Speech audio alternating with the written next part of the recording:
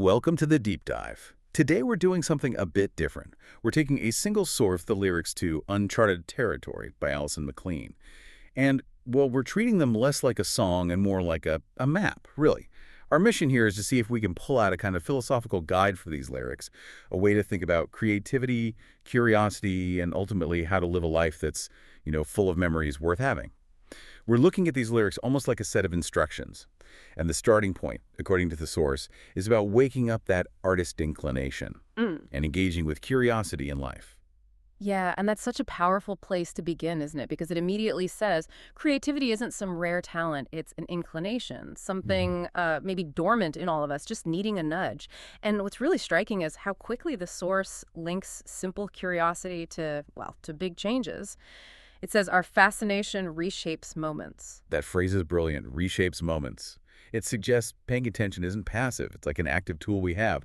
How exactly does fascination reshape a moment, though? What does that look like? Well, think of it almost like cognitive framing. The actual moment, maybe your commute, maybe washing dishes, that external reality is fixed.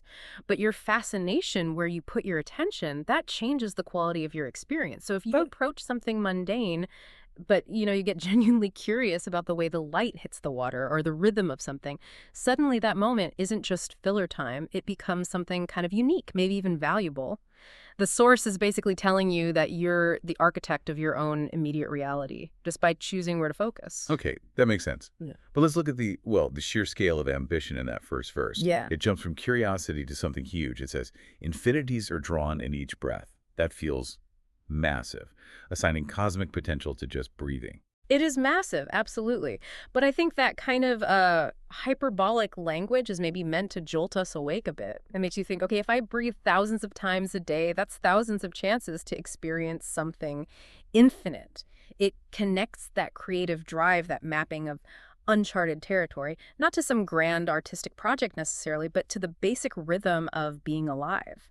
The infinitude isn't about grasping the whole universe, maybe, but about the endless possibilities within your own immediate experience, moment by moment. But practically, how do you keep that feeling alive? Yeah. That sense of excitement? It's one thing on a good day or, on vacation, but staring at a pile of admin work, that infinity can feel pretty distant. Right, and that's where the source gives a kind of prescription. It says the key things you need are excitement and nurturing, and crucially, these must integrate into our daily life. That's the real challenge of verse 1, I think. How do you make this creative outlook part of your structure, not just a bonus when you feel like it? So the argument is, if creativity is just a weekend hobby, something you only do when you're inspired, you're never really going to map the territory. It has to become more like a habit. But if you need excitement and nurturing, how do you find excitement in the mundane day after day? I think nurturing is the really important word there. Excitement comes and goes, right? But nurturing is deliberate, consistent. You nurture a creative habit like you'd nurture a plant. It might just mean 5 minutes each morning, maybe looking closely at something you normally ignore. Or doing something small, creative, low stakes. The source seems to demand that you actively feed that inclination, even when inspiration feels low. Okay, so let's say we manage that. We integrate this curious, nurtured way of being into our routine. What's the payoff? The source says the initial key result is fundamentally about making our memories.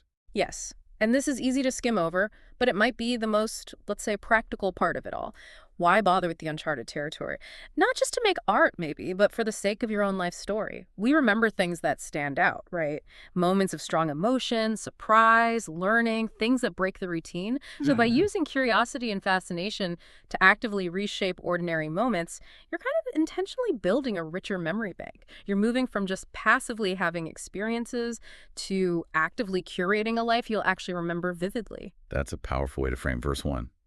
Okay, so if integration is the core challenge there, making it a daily habit, then verse 2 seems to shift focus. It's about sustaining it, dealing with the world outside your own head. Let's talk about sustained action. What tools does the source offer for keeping this going long term? It talks about needing color and inspiration. And the outcome of keeping it going is interesting because it's tied directly to resilience.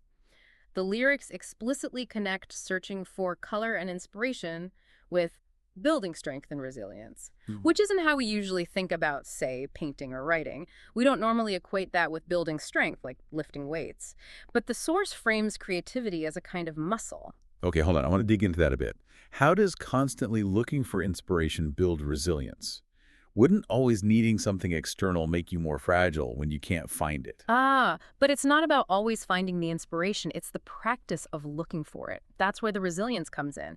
It's built when you don't find the color you were hoping for and you choose to keep looking anyway. Or try a different approach. It's that process, the willingness to put something down, start again, accept that not everything works out brilliantly. That consistent engagement, even through the frustrating bits, strengthens your tolerance for ambiguity and frustration, which are the real enemies of sticking with anything creative. I like that shift.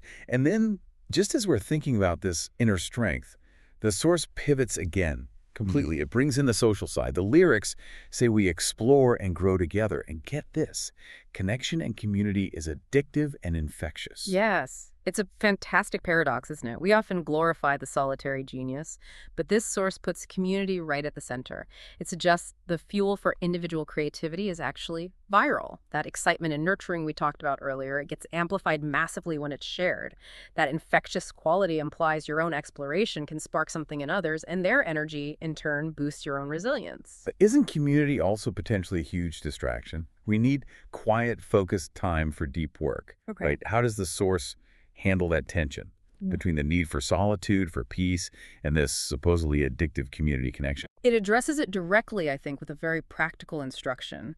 It urges us to pause and create in our peace and play.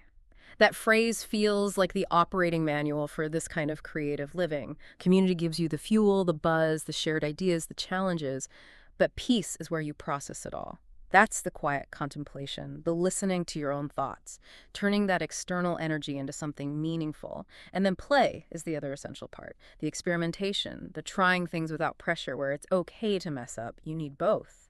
You can't just have one. All play might lack depth. All peace could become isolated, missing that spark from others. Right, so it's about finding that balance, integrating the inner stillness with the outer energy and joyful chaos almost. It's a constant adjustment act to keep moving forward without burning out. Okay, so let's move to the final stage, verse 3, the transformation. It talks about breathing the wild air of transformation and creative exploration. Sounds like the culmination, the real payoff for all that earlier work. Absolutely. It's where it all leads. If verse 1 was about making creativity internal, integrating it, then this final stage is about externalization. Yeah. The self becomes the expression, and the most powerful line in the whole piece, I think, is here. We are the exhibition of our own living art. That just dissolved the line between the artist and the artwork.